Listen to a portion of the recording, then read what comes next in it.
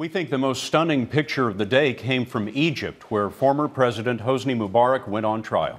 For 3 decades, he ruled with absolute authority. Now, 83 years old, Mubarak arrived in court frail and bedridden. Elizabeth Palmer is in Cairo.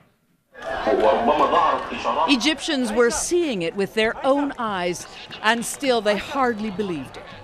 Their once untouchable President Hosni Mubarak came into court flat on his back on a gurney, then peered through the bars of a prisoner's cage next to his 2 sons and 7 other officials on trial too.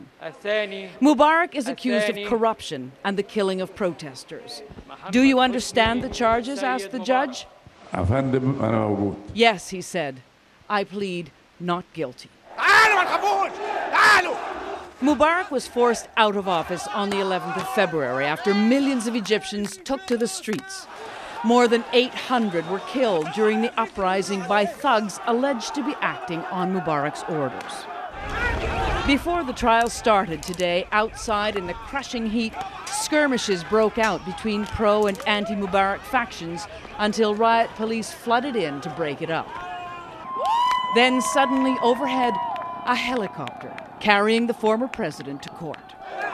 His detractors chanted, "Here comes the thief." His admirers reeled with grief. Until the very last minute, people here did not believe this was going to happen. There was fighting, rock throwing, cheering. But the minute Hosni Mubarak was wheeled in and appeared in that cage on his bed, everybody turned to the television. They cannot take their eyes off this spectacle. And it was a spectacle. But all this was really a sideshow. The main point of today's session came through loud and clear. A mighty Arab strongman, once backed by America, has been brought to book by his own people. Mubarak will be back in court on the 15th of August, but no matter what happens now, the message has been sent round the Arab world, and there are, I think it's fair to say, some leaders in neighboring countries watching rather anxiously. Scott? Liz, I'm curious, does this trial do anything for political stability in Egypt? In the short term, it might buy some time, perhaps, to start setting up elections for the fall.